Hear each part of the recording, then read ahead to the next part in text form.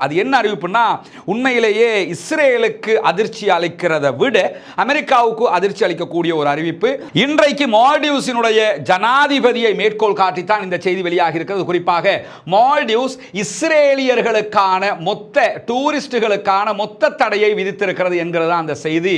அந்த செய்தியினுடைய அல் ஜசீராவினுடைய செய்தியை தான் நீங்க இங்க பாக்குறீங்க. ஜனாதிபதி சைன் பண்ணி என்ன பண்ணிட்டாருன்னு கேட்டா அந்த சட்டத்தை நடைமுறைப்படுத்தி விட்டார். இந்த சட்டம் நேற்றோட நடைமுறைக்கு வந்துருச்சு.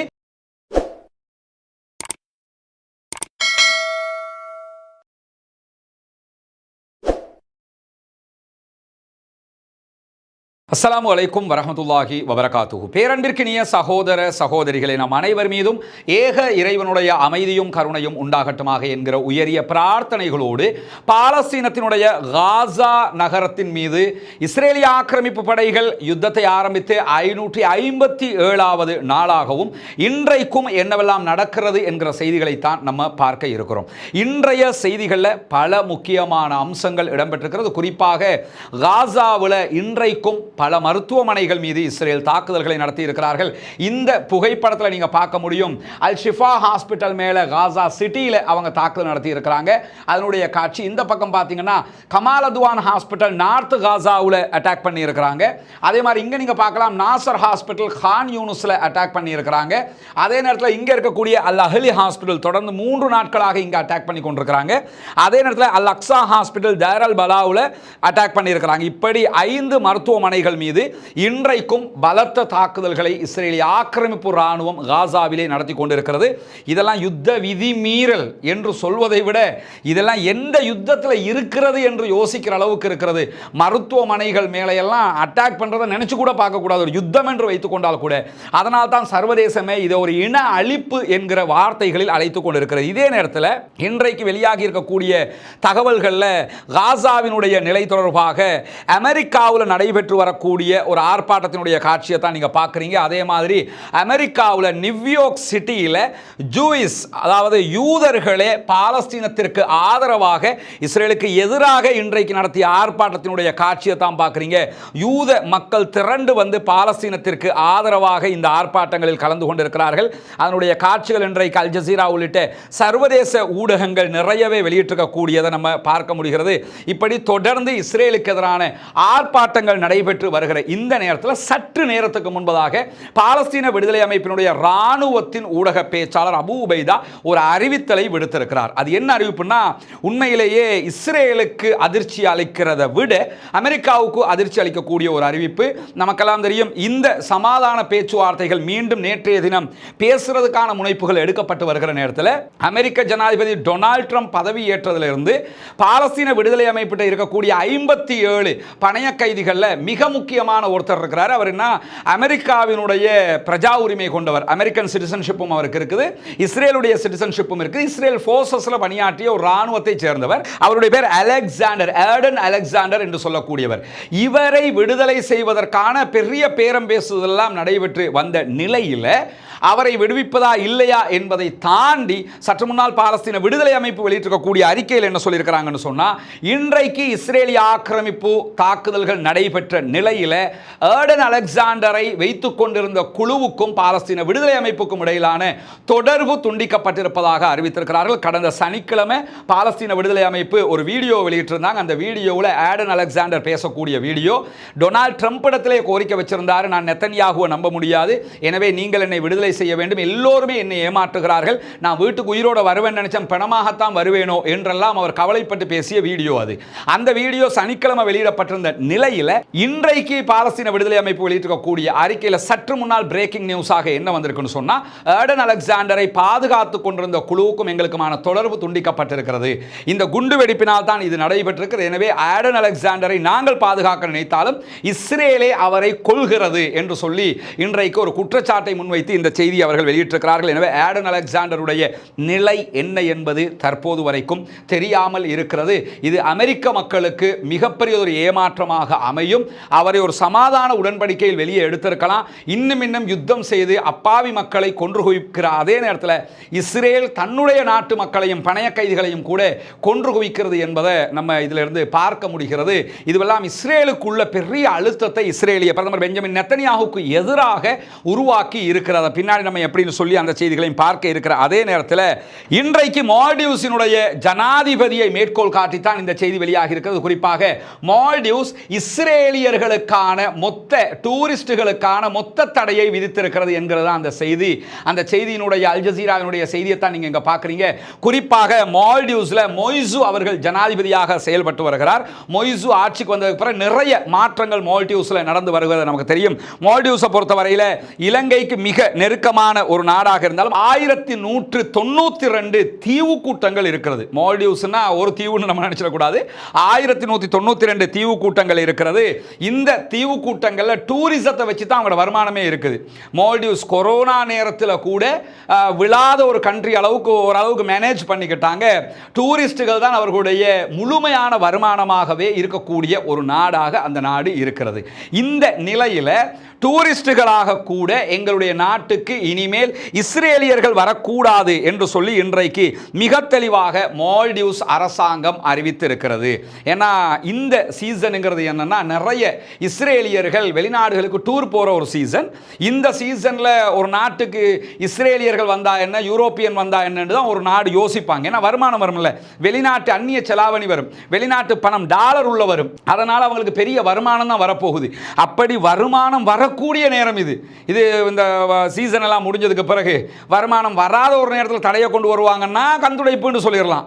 வருமானம் இனித்தான் வரப்போகுது, மில்லியன் டாலரில் வரப்போகுது. அப்படி இருக்கிற நேரத்தில் செவ்வாய்க்கிழமை ஒரு தீர்மானத்தை பாராளுமன்றம் கொண்டு வந்திருந்தது, மால்டீவ்ஸ் பாராளுமன்றம். இனிமேல் இஸ்ரேலியர்கள் டூரிஸ்டாக கூட எங்களுடைய நாட்டுக்கு வரக்கூடாது. காசாவில் நடக்கக்கூடிய இந்த அநியாயம், இன அழிப்பு நிறுத்தப்படுகிற வரைக்கும் அவர்களுக்கு அனுமதி இல்லை என்று பார்லிமெண்ட் ஒரு சட்டத்தை பாஸ் பண்ணாங்க. சட்டம் பாஸ் பண்ணப்பட்டு கொஞ்ச நேரத்திலேயே ஜனாதிபதி சைன் பண்ணி என்ன பண்ணிட்டாருன்னு கேட்டா அந்த சட்டத்தை நடைமுறைப்படுத்தி விட்டார். இந்த சட்டம் நேற்றோட நடைமுறைக்கு வந்துருச்சு. இனிமேல் எந்த ஒரு இஸ்ரேலியர்களும் மால்டீவ்ஸுக்கு போக முடியாது என்கிற தடை தற்போது விதிக்கப்பட்டிருக்கிறது. குறிப்பாக நம்ம பிப்ரவரி மாதம் 59 இஸ்ரேலியர்கள் வந்திருக்கிறார்கள் என்கிற தரவுகள் மால்டீவ்ஸினுடைய தரவுகளாக பார்க்க முடிகிறது. கிட்டத்தட்ட 2,14,000 பேர் பிப்ரவரியில் மாத்திரம் மால்டீவ்ஸுக்கு சுற்றுலா பயணிகளாக வந்திருக்கிறாங்க. இதில் 59 பேர் இஸ்ரேலியர்கள். 1990களுக்கு முன்பதாக இஸ்ரேலியர்கள் மால்டீவ்ஸுக்கு வருவதற்கு மொத்த தடை இருந்தது. 1990களில் தான் அந்த தடை நீக்கப்பட்டிருந்த நிலையில் மீண்டும் மொய்சுவினுடைய அரசாங்கம் இஸ்ரேலியர்கள் எங்கள் நாட்டுக்குள் வரக்கூடாது என்று சொல்லி மிக தெளிவான தடையை விதித்திருக்கிறார்கள். அல் ஜசீரா வெளியிட்டிருக்கக்கூடிய செய்தியை தான் நீங்கள் இதில் பார்க்குறீங்க. இது அல் ஜசீராவுடைய இணையதள செய்தியாக இருக்கிறது. எனவே இந்த செய்தி என்பது காசாவினுடைய மக்களுக்கு ஒரு ஆறுதலான செய்தி மாத்திரமல்ல, இஸ்ரேலியர்கள் சர்வதேச அளவிலே எப்படி புறக்கணிக்கப்படுகிறார்கள், அவர்கள் செய்கிற அநியாயங்கள் என்ன என்பதை ஒரு நாடே வெளியுலகுக்கு கொண்டு வரக்கூடிய ஒரு செய்தியாக மாறி இருக்கிறது. மால்டீவ்ஸை பொறுத்தவரை சின்ன கண்ட்ரி தான். கண்ட்ரி அளவில் சின்ன கண்ட்ரியாக இருந்தாலும் பவர்ஃபுல் கண்ட்ரியாக இருக்கிறாங்க. ஏன்னு சொன்னால் அவர்களுடைய வருமானம் பெரிய வருமானம். அந்த நிலை இருந்தும் கூட அவங்க என்ன பண்ணுறாங்கன்னா இப்படியான ஒரு தடையை விதித்திருக்கிறார்கள். சைனாவோட ரொம்ப நெருங்கின தொடர்பு கொண்டவங்க இவங்க. இந்த தடையை விதிக்கிறாங்கன்னா இது சைனாவுக்கு இந்தியாவுக்கு தெரியாமல் விதிக்கப்படுகிற தடையாகவும் இருக்காது என்கிற நிலையிலையும் தான் இந்த தடையை அவர்கள் கொண்டு வந்திருக்கிறார்கள். எனவே ஒரு விதத்தில் பார்த்தா தலைவன் கெத்து தான்ங்கிறத மிக தெளிவாக காட்டியிருக்கிறார். இந்த தடை இஸ்ரேலுக்கு மிகப்பெரியதொரு சிக்கலை உண்டாக்க கூடிய ஒரு தடையாக இருக்கும் என்பதில் எந்த மாற்று. அரபு நாடுகளே இதை செய்யலாமா கூடாதான்னு யோசிச்சுக்கிட்டு இருக்கல. கெத்தா மொய்சு வந்து அந்த வேலையை பார்த்துருக்கிறாருன்னு சொன்னால் பாராட்டுக்குரியவரா இல்லையா? முகமது பின் சல்மான் இதை யோசிக்க மாட்டேங்கிறாரு, அல்லது வேற யாரும் யோசிக்க மாட்டேங்கிறாங்க. ரொம்ப ரொம்ப பலம் கொண்ட நாடுகளை யோசிக்க இயலாத ஒரு இடத்துல இருக்கும்போது மிக தெளிவாக இவர் இந்த தடையை கொண்டு வந்திருக்கிறார் என்பதை நாம் புரிந்து கொள்ள முடிகிறது. இது இன்றைக்கு வந்திருக்கக்கூடிய மிக முக்கியமான ஒரு மகிழ்ச்சிகரமான செய்தியாக மாறி இருக்கிறது என்பதை நம்ம புரிந்து கொள்ள முடிகிறது. அதே நேரத்தில் இன்றைய தினம் பிரான்சினுடைய அதிபர் இம்மானுவேல் மக்ரானுக்கு தொலைபேசியினூடாக ஒரு பேச்சுவார்த்தையை நடத்தி இருக்கிறார் இஸ்ரேலுடைய பிரதமர் பெஞ்சமின் நெத்தன்யாகு. எதுக்காக பேசியிருக்கிறார்னா, பிரான்ஸ் எதிர்வருகிற ஜூன் மாதம் பாலஸ்தீனத்தை தனிநாடாக அங்கீகரிப்போம் என்று அறிவித்திருக்கிறார்கள். அந்த அறிவித்ததோட நெத்தன்யாகுட மகனே ட்விட்டரில் வந்து பிரான்ஸ் அதிபருக்கு எதிராக கண்ட மாதிரி எல்லாம் ட்விட் போட்டுக்கிட்டு இருந்தார். அவர் எக்ஸில் வந்து எழுதிக்கிட்டு இருந்தார். அதை தாண்டி இன்றைக்கு தகப்பனாரே கால் பண்ணி பேசியிருக்கிறாரு. நீங்கள் வந்து பாலஸ்தீனத்தை தனி நாடாக அது அங்கீகரிக்கிறதுங்கிறது பயங்கரவாதத்துக்கு நீங்கள் கொடுக்குற பரிசு மாதிரி ஆகிரும். ஒரு நாடு அந்த நாட்டை வந்து பிடிச்சி முழுமையாக கைப்பற்றி அந்த நாட்டு மக்களை அடிமையாக வச்சுக்கிட்டு அவன் சொந்த நாட்டுக்காரன் அடிமையாகி பிடிச்சவன் வந்து நாடுன்னு வச்சுக்கிட்டு எவன் தன் நாட்டை மீட்டெடுக்கிறதுக்காக போராடுறானோ அவங்க பயங்கரவாதின்னு சொல்லி கொண்டிருக்கக்கூடிய ஒரு ஆள் என்ன சொல்கிறாருன்னு கேட்டால், சொந்த நாட்டுக்காரனுக்கு விடுதலை கொடுத்தால், அவனை தனிநாடு என்று அங்கீகரித்தால் அது பயங்கரவாதத்திற்கான வெகுமதி அப்படின்னு சொல்லி சொன்னாராம் இமானுவேல் மக்ரான் இடத்துல. மக்ரான் மிக தெளிவாக இருக்கிறாரு, நாங்கள் பாலஸ்தீனத்தை தனிநாடாக அங்கீகரிக்கிறதா. அவர் நெத்தனியாக இடத்துல பதிலாக சொல்லும்போது என்ன சொல்லிட்டாருன்னு கேட்டால், காசா மக்களுடைய நீண்ட நெடிய துன்பம் முடிவுக்கு வர வேண்டும் என்பதில் உறுதியாக இருக்கிறோம். காசா மக்களுக்கு போர் நிறுத்தம், யுத்த நிறுத்தம் மட்டும்தான் இதற்கான தீர்வு. அதுக்கு நீங்கள் வழி செய்யணும் என்று சொல்லி நான் சொல்லி இருக்கிறேன் என்கிற ஒரு செய்தியையும் அவர் தன்னுடைய எக்ஸ் பக்கத்தில் பகிர்ந்திருக்கக்கூடியதை நம்ம பார்க்க முடிகிறது. இது பலத்த அடியாக நெத்தனியாகுவுக்கு கிடைத்ததாக நம்ம புரிஞ்சு கொள்ள முடியும். ஏன்னா பாலஸ்தீனத்தை தனி நாடாக இம்மானுவேல் மெக்ரான் அவர்களுடைய பிரான்ஸ் அங்கீகரித்தால் வீட்டோ பவர் கொண்ட 5 நாடுகளில் முதன்மை நாடாக பாலஸ்தீனத்தை அங்கீகரித்த இடத்துக்கு பிரான்ஸ் வந்துவிடும். அது பாலஸ்தீன மக்களுக்கு கிடைக்கிற மிகப்பெரிய ஒரு வெற்றியாக மாறிவிடும். இன்ஷா அல்லாஹ். அல்லாஹு தாலாவே அருள் புரிய போதுமானவன் என்கிற நிலையில் இன்றைக்கு வெளியாகி இருக்கக்கூடிய இன்னும் ஒரு மகிழ்ச்சிகரமான செய்தி இருக்கிறது. நமக்கு தெரியும், தொடர்ந்து நம்ம பார்த்து வர்றோம். இஸ்ரேலுக்குள்ள இருக்கக்கூடிய ராணுவ வீரர்கள் இஸ்ரேலிய அரசுக்கு எதிராக யுத்தத்தை நிறுத்துங்க, சமாதானத்துக்கு போங்க, பணைய கைதிகளை மீட்டு கொண்டு வாங்க, இனிமே எங்களுக்கு யுத்தம் பண்ண முடியாதியா அப்படின்னு சொல்லி தொடர்ந்து இஸ்ரேல் ராணுவத்துக்குள்ள இருந்து மிகப்பெரிய புரட்சியை வெடித்துக் கொண்டிருக்கிறது. ஒவ்வொரு நாளும் நூற்றுக்கணக்கானவர்கள் கையெழுத்து போட்டு போட்டு எங்களுக்கு யுத்தத்துக்கு போக முடியாது என்று இணைந்து கொண்டே இருக்கிறார்கள். இப்போ இந்த பட்டியலில் கல்வியலாளர்கள் இணைகிறார்கள், ஆசிரியர்கள் இணைகிறார்கள், மருத்துவர்கள் இணைகிறார்கள், மிலிட்ரி டாக்டர்ஸ் இணைகிறாங்க, மிலிட்ரியில் ராணுவத்தில் இருக்கக்கூடிய மருத்துவர்கள் இணைகிறார்கள், மொசாதில் இருக்கக்கூடியவங்க இணைகிறாங்க, ஷின்பத்தில் இருக்கக்கூடியவங்க இணைகிறாங்க, 8200 இருக்கக்கூடியவங்க இணைகிறாங்க. இப்படி பல பேரும் இதில் இணையக்கூடிய பட்டியல் இன்றைக்கு வெளியாக இருக்கு. இன்னைக்கு வந்திருக்கக்கூடிய எடியோ தகரணத்துடைய செய்தி பிரகாரம் கிட்டத்தட்ட 11,000க்கு மேற்பட்ட இன்டலெக்சுவல்ஸ், ராணுவத்தில் இருக்கக்கூடியவங்க, ராணுவத்தில் இல்லாத கல்வியலாளர்கள், டாக்டர்ஸ், ஏற்கனவே நான் சொன்ன பட்டியலில் இருக்கக்கூடியவங்கன்னு 11,000க்கு மேற்பட்டவர்கள் தற்போது இந்த குழுவில் இணைந்திருக்கிறார்கள். ராணுவ தளபதியே நேற்றே சொல்லிட்டாரு, ஏதாவது ஒரு முடிவு பண்ணுங்க, திரும்ப இந்த யுத்தம் பண்ணிக்கிட்டு இருக்க முடியாதுன்னு புதிய ராணுவ தளபதியும் சொல்லிட்டாரு. பெரியதொரு அழுத்தமாக இது மாறிக்கொண்டிருக்கிறது. குறிப்பாக ரிசர்வ் படை வீரர்கள், ராணுவ வீரர்கள், முன்னாள் அதிகாரிகள், கல்வியலாளர்கள், மருத்துவ வல்லுநர்கள், சைபர் கிரைம் பகுதியைச் சேர்ந்தவர்கள், சிறப்பு நடவடிக்கை கட்டளை பிரிவை சேர்ந்தவர்கள் என்று பல நூற்றுக்கணக்கானவர்கள் இன்றைக்கும் இணைந்திருக்கிறார்கள். குறிப்பாக கவசப்படையில் இருக்கக்கூடிய 1525 பேர் இன்றைக்கு இணைந்திருக்கிறார்கள். கவசப்படை என்று சொல்லி அவங்க வச்சிருக்கிறாங்க. அதில் இருக்கக்கூடியவங்க இவ்வளவு பேர் இன்றைக்கு கையெழுத்து போட்டு இணைந்திருக்கிறார்கள். பாரா ட்ரூப்பர்கள், அதே போன்று காலாட்படை பிரிவுகளைச் சேர்ந்தவங்க 1600 பேர் இதில் இணைந்திருக்கிறார்கள். இப்படி மொத்த பட்டியல் 11,000 பேரை நீங்க எடுத்துக்கிட்டீங்கன்னா 150 முன்னாள் கடற்படை அதிகாரிகள் இணைந்திருக்கிறார்கள். 100 ரிசர்வ் ராணுவ மருத்துவர்கள் இன்றைக்கு இணைந்திருக்கிறார்கள். கிட்டத்தட்ட 1000க்கு மேற்பட்ட ரிசர்வ் படையைச் சேர்ந்த ஓய்வு பெற்ற இஸ்ரேலிய விமானப்படை வீரர்களும் தற்போது செயலில் இருக்கக்கூடிய விமானப்படை வீரர்களும் இணைந்திருக்கிறார்கள். 1000க்கு மேற்பட்டவங்க விமானப்படையைச் சேர்ந்தவங்க, அவங்களே இணைஞ்சிருக்கிறாங்க. முன்னாள் இன்னாள் அதிகாரிகள் இணைஞ்சிருக்கிறாங்க என்று சொல்லப்படுகிறது. 3500 இன்டலெக்சுவல்ஸ் இணைந்திருக்கிறார்கள் என்கிற செய்திகளும் வெளியாக மொத்தம் 11,000க்கு மேற்பட்டவர்கள் இதிலே இணைந்திருக்கிறார்கள். இவங்க அத்தனை பேருமே செல்வாக்கு மிக்கவர்கள். ஒரு கருத்தை சொன்னா அந்த கருத்து எடுபடுகிற அளவுக்கு இருக்கக்கூடியவங்க. இன்றைக்கு இவங்களை சேர்ந்த ஒரு டாக்டர்கிட்ட நியூயார்க் டைம்ஸ் ஒரு பேட்டி எடுத்துருக்காங்க. அதிலே அவர் என்ன சொல்றாருன்னா, இதுக்கு மேல் யுத்தம் பண்ண முடியாதுங்க, நம்ம ஆக்களை கொண்டு வரவே முடியாது, பணத்தை தான் கொண்டு வர வேண்டி வரும், நீங்க நினைச்ச மாதிரி அங்கே போய் பாலஸ்தீன விடுதலை அமைப்பை வெண்டுகிட்டு வர்றதெல்லாம் சாத்தியம் இல்லாது, சமாதானமாக இதை முடிச்சுட்டு போறதான் உள்ளது, நெத்தனியாகு தன்னுடைய அரசியலுக்காக இந்த வேலையை பார்த்துக்கிட்டு இருக்கிறாரு அப்படின்னு சொல்லி இன்றைக்கு என்ன பண்ணிட்டாங்கன்னு சொன்னா, அவங்களே பகிரங்கமாக பேசுகிற நிலை வெளியாகி இருக்கக்கூடிய நேரத்தில் அன்பிற்கினிய சகோதர சகோதரிகளே, நமக்கெல்லாம் தெரியும், புனிதமிக்க ரமலானுடைய மாதத்தில் நம்ம வெளியிட்டு வந்த ஒரு அறிவிப்பு தான், பொத்துவில் பகுதிகளில் இலங்கையினுடைய கிழக்கு மாகாணத்தின் முதன்மை ஊராக இருக்கக்கூடிய அந்த ஊரில் ஒரு வீடு இல்லாத சகோதரர்களுக்கான 14 வீடுகளை அமைக்கிற திட்டத்தை நம்ம ஆரம்பிச்சிருக்கிறோம். அதற்குரிய பணிகள் மிக மும்முரமாக நடைபெற்று வருகிறது. அதனுடைய காட்சிகளை நீங்க பார்ப்பீங்க.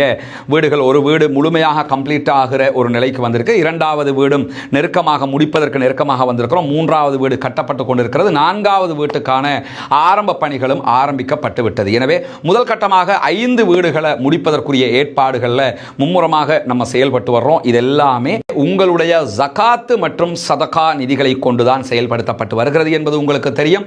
அந்த மக்களுக்காக நீங்கள் வழங்கக்கூடிய இந்த உதவிகள் நாளை மறுமையிலே கண்டிப்பாக இறைவனிடத்திலே மிக பெரும் பாக்கியங்களை நமக்கு பெற்றுத்தரக்கூடிய ஒன்றாக இருக்கிறது. அல்லாஹுக்காக நாம் செய்கிற அனைத்து செயல்பாடு செயல்பாடுகளுமே மறுமையை இலக்காக கொண்டதாக இருக்கிறது. சுவர்க்கத்தை பெற்றுக்கொள்ளக்கூடிய இலக்கை தான் நாம் நிர்ணயித்து வைத்திருக்கிறோம். எனவேதான் இந்த பணியை நம்ம பண்ணி வர்றோம். அங்கே இருக்கக்கூடிய நம்முடைய சகோதரர்கள் அந்த பணிகளை மிக மும்முரமாக முன்னெடுத்து வருகிறார்கள். இதற்காக உங்களிடத்தில் தான் நாம் தொடர்ந்தும் உதவிகளை எதிர்பார்த்து வருகிறோம். எனவே இதற்காக உதவ விரும்புகிற சகோதர சகோதரிகள், தாய்மார்கள், பெரியவர்கள், முன்னால் தெரிகிற நம்முடைய வங்கி கணக்கிலக்கத்திற்கு உங்களால் முடிந்த உதவிகளை வாரி வழங்க முடியும். அது எவ்வளவு பெரிய தொகை அல்லது எவ்வளவு சிறிய தொகை என்பதல்ல, இறைவனிடத்திலே நன்மையை பெற்றுத்தரக்கூடிய ஒரு காரியத்திற்கு நம்மால் முடிந்த எல்லா உதவிகளையும் நாம் செய்ய முடியும். எனவே அங்கு நடக்கக்கூடிய இந்த பணிகள் வேகமாக நடைபெற்று அந்த மக்களும் நம்மை போன்ற மகிழ்ச்சியானவர்களாக மாறுவதற்கு உங்களால் முடிந்த உதவிகளை வாரி வழங்குமாறு அன்பாக கேட்டுக்கொள்கிறேன். இன்றைக்கு கையெழுத்திட்டவர்கள் 200க்கும் மேற்பட்ட கடற்படை வீரர்கள் இருக்கிறார்கள் என்கிற செய்தி வெளியாகி இருக்கிறது. கோலானி படைப்பிரிவை சேர்ந்த 150 வீரர்கள் இன்றைக்கு இணைந்திருக்கிறார்கள் என்று சொல்லப்படுகிறது. இன்னைக்கு நினைஞ்சவங்க கோலானி படைப்பிரிவை பொறுத்தவரை 1967களில் இஸ்ரேலுக்கும் 6 அரபு நாடுகளுக்கும் இடையில் 6 நாள் வார் நடந்தது. ஒன்றும் சாட் ஜிபிடியில் அல்லது கூகுள் பண்ணியே நீங்கள் பார்க்க முடியும். 6 days வார்னு சொல்லி பார்த்தீங்கன்னா 6 நாள் யுத்தம் பார்த்தீங்கன்னா 1967ல் 6 அரபு நாடுகள் இணைந்து இஸ்ரேலோடு யுத்தம் பண்ணினாங்க.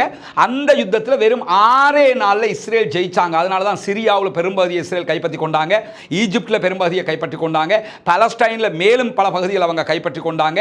அதே நேரத்தில் பக்கத்தில் இருக்கக்கூடிய லெபனானில் இருந்து பல பகுதிகளை கைப்பற்றி கொண்டாங்க. இப்படி பல அரபு நாடுகளில் பகுதிகளை கைப்பற்றி கொண்டாங்க. ஏன்னா அரபு நாட்டு படைகள் ஏனோதான யுத்தத்துக்கு போனால் இவன் தங்களுக்கு இடம் வேணும், இடத்தை பிடிக்கணுங்கிறதுக்காக யுத்தத்துக்கு வந்தான். அந்த மாதிரி இப்போ பாலஸ்தீனம் போராடுறாங்களா இல்லையா, எங்களுக்கு இடம் வேணுங்கிறதுக்கு அவங்க போராடுறாங்க, இவன் சம்பளத்துக்கு போராடிக்கிட்டு இருக்கிறான். இந்த மாதிரி நடந்த காரணத்தினால 6 நாளில் 6 அரபு நாடுகள் இஸ்ரேல் இடத்துல தோத்து போனது. அந்த யுத்தத்தில் தலைமை தாங்கி வழி நடத்தியது யாருன்னு கேட்டால் கோலானி படைப்பிரிவு. அந்த கோலானி படைப்பிரிவு இந்த யுத்தத்தில் தோற்று வெளியேறிவிட்டார்கள். இப்போ அந்த படையில் இருக்கக்கூடிய கிட்டத்தட்ட 150 பேர் இன்றைக்கு இந்த யுத்தத்தை நிறுத்துங்க, இனிமேல் யுத்தம் பண்ண முடியாது, நாங்கள் வெளியே போகிறோம்னு சொல்லி கையெழுத்து போட்டிருக்கிற செய்திகள் வெளியாகி இருக்கிறது. இதுவெல்லாம் இன்றைக்கு வெளியாகி இருக்கக்கூடிய ஒரு மகிழ்ச்சிகரமான செய்தி. இஸ்ரேலிய பிரதமர் பெஞ்சமின் நெத்தன்யாகு ஒன்றோ அடங்கி சமாதானத்திற்கு போக வேண்டும், இல்லை என்றால் அவருடைய ஆட்களை அடக்குவார்கள் என்பது மிக தெளிவாக தெரிகிறது. ஏன்னா அவர் முழுக்க அவரோட பாலிடிக்ஸுக்கு தான் இதை பண்றாரு. எல்லா பணைய கைதிகள் செத்தாலும் பரவாயில்ல, நான் ஆட்சியில் இருக்கணும்னு நினைக்கிறாரு என்பது புலப்படுகிறது. பொறுத்திருந்து பார்ப்போம். மேலே இருக்கிறவன் பார்த்துக்கிட்டு தானே இருக்கிறான். அல்லாஹ் யாரையும் கைவிட மாட்டான், பாலஸ்தீன மக்களை கைவிட மாட்டான் என்கிற நம்பிக்கை அனைவருக்கும் இருக்கிறது. இந்த நிலையில தான் இன்றைக்கு வெளியாக இருக்கக்கூடிய இன்னும் ஒரு முக்கியமான செய்தி. இன்றைக்கும் 150க்கும் மேற்பட்ட இஸ்ரேலுடைய செட்லர்ஸ் என்று சொல்லக்கூடிய இடங்களை அபகரிக்கக்கூடியவங்க என்ன பண்ணியிருக்கிறாங்கன்னா, மஸ்ஜிதுல் அக்ஸாவுக்குள்ள நுழைந்து மஸ்ஜிதுல் அக்ஸாவுக்குள்ள அநியாயங்களில் ஈடுபட்டிருக்கிறார்கள். தொழுகை நடத்தக்கூடியவர்களை துரத்தி இருக்கிறாங்க. தல்முதிக் என்கிற அவர்களுடைய வணக்க வழிபாடுகளை இஸ்லாமியர்கள் தொழுகை நடத்தக்கூடிய ஏரியாவில் செஞ்சிருக்கிறாங்க என்கிற செய்திகளும் வெளியாகி இருக்கக்கூடிய நேரத்தில் தான் இன்றைக்கு கிழக்கு சுஜாயாவில் பாலஸ்தீன விடுதலை அமைப்பை சேர்ந்தவர்கள் தாக்குதல்களை நடத்தியிருக்கிறார்கள். நிறைய உயிரிழப்புகள் ஏற்பட்டிருக்கிறது என்கிற செய்திகள் வெளியாகி இருக்கக்கூடிய நேரத்தில் இஸ்ரேலி டைம்ஸ் போன்ற இஸ்ரேலுடைய பத்திரிகைகள் என்ன சொல்றாங்கன்னு சொன்னா, இஸ்ரேல் இன்றைக்கு வெளியிட்டிருக்கக்கூடிய செய்தியில் சுஜாயா பகுதிகளில் இஸ்ரேலுடைய டேங்க் மெர்காவா டேங்க் அழிக்கப்பட்டிருக்கிறது என்பதை ஒப்புக்கொண்டிருக்கக்கூடிய நேரத்தில் ஆனால் உயிரிழப்புகள் இல்லை என்று அறிவித்திருக்கிறாங்களாம். அப்ப வண்டி என்ன ரிமோட் கண்ட்ரோல்ல வந்துச்சா? என்னன்னா மெர்காவா டேங்கை அழிச்சிட்டாங்களாம், ஆனால் யாரும் சாகலை அப்படிங்கிறாங்க. அப்போ வண்டி என்ன பண்ணியிருக்கணும், ஒன்றும் வெடிக்கவே இல்லைன்னு நீங்கள் சொன்னால் யாரும் சாகலைன்னு ஆயிரும். அல்லது வண்டி வந்து எப்படி வந்திருக்கணும்னு கேட்டால் ரிமோட் கண்ட்ரோலில் ஒன்றுமே இல்லை, டெஸ்லா மாதிரி ஏதாவது ஒன்று வச்சுருக்கிறீங்களா, என்ன என்ன என்ன என்ன ஐட்டம்னு சொல்லணுமா இல்லையா? ஏதோ ஒரு வகையில் கூகுள் வண்டிகள் மாதிரி எதையாவது டெஸ்ட்டுக்கு அனுப்பியிருக்கிறீங்களான்னு சொல்லணுமா இல்லையா? எனவே இது பச்சை பொய்ங்கிறது மிக தெளிவாக தெரிந்திருப்பதை நாம் உணர முடிகிறது. இப்படி இன்றைக்கும் அவர்கள் தாக்குதல்களை நடத்தியிருக்கக்கூடிய நேரத்தில் இஸ்ரேலிய ஆக்கிரமிப்பு இராணுவம் காசாவுக்குள் நடத்தி வரக்கூடிய தாக்குதல்களை இன்றைக்கும் 31 அப்பாவி சகோதரர்கள் இதுவரைக்கும் கடந்த 24 மணி நேரத்துக்குள்ளாக கொல்லப்பட்டிருக்கிறார்கள், ஷஹீதாகி இருக்கிறார்கள் என்கிற கவலைக்குரிய செய்திகள் வெளியாகி இருக்கிறது. 49க்கும் மேற்பட்ட சகோதரர்கள் படுகாயம் அடைந்திருக்கிறார்கள். மேலே நம்ம சொன்ன மாதிரி மருத்துவமனைகள் எல்லாம் தாக்குதலுக்குள்ளாகி கொண்டிருக்கக்கூடிய இந்த நேரத்தில் தான் ஒரு மகிழ்ச்சிகரமான செய்தியாக, ஓரளவுக்கு திருப்திகரமான செய்தியாக மால்டீவ்ஸினுடைய அறிக்கை வந்திருக்கிறது. இஸ்ரேலிலே இருக்கக்கூடிய மக்களும் தற்போது சில பேர் மனிதநேயத்தோடு யோசிக்கிறார்கள், இந்த யுத்தத்தை முடிவுக்கு கொண்டு வரணும், அப்பதான் அனைவரும் நிம்மதியாக இருக்க வேண்டும் என்கிற முடிவுக்கு வந்திருக்கிறார்கள். எனவே யூதர்களாக இருந்தாலும் இஸ்லாமியர்களாக இருந்தாலும் பாலஸ்தீனத்தில் இருக்கக்கூடிய மக்களாக இருந்தாலும் ஆக்கிரமிக்கப்பட்ட பாலஸ்தீனமாக இருக்கிற இஸ்ரேலுக்குள்ள இருக்கக்கூடிய பொதுமக்களாக இருந்தாலும் இந்த ஆட்சி மோதல்ல, குறிப்பாக பெஞ்சமின் நெத்தன்யாகு என்கிற ஒருவருடைய ஆட்சி பசிக்காக அப்பாவிகள் கொல்லப்படுவதை யாரும் ஏற்றுக்கொள்ள முடியாது. குறிப்பாக பாலஸ்தீனத்தில் இதுவரைக்கும் இந்த யுத்தத்தில் 1,10,000க்கும் மேற்பட்டவர்கள் படுகாயம் அடைந்திருக்கிறார்கள். 70,000 1000க்கும் மேற்பட்ட சகோதரர்கள் கொல்லப்பட்டிருக்கிறார்கள், ஷஹீதாகி இருக்கிறார்கள். அதில் 20,000க்கும் மேற்பட்டவர்கள் குழந்தைகள், 15,000க்கும் மேற்பட்ட கர்ப்பிணி தாய்மார் கொல்லப்பட்டிருக்கிறார்கள், ஷஹீதாகி இருக்கிறார்கள். எனவே வல்ல ரஹ்மான் தான் அனைவரையும் பாதுகாக்க வேண்டும். பாலஸ்தீனம் வெற்றி பெற வேண்டும், பாலஸ்தீனம் சுதந்திரம் அடைய வேண்டும், பாலஸ்தீன மக்களும் நம்மை போன்ற நிம்மதியானவர்களாக மாற வேண்டும் என்கிற உயரிய பிரார்த்தனைகளோடு பாலஸ்தீன மக்களுக்காக தொடர்ந்து பிரார்த்திக்கிற அதே நேரம் குனூத்து நாசிலாவை ஓத மறந்து விடாதீர்கள் என்கிற கோரிக்கைகளோடு பாலஸ்தீன மக்களுக்காக ஜனநாயக ரீதியாக குரல் எழுப்புவோமாக. வாஹ்ரு தஅவானா அனில் ஹம்துலில்லாஹி ரப்பில் ஆலமீன்.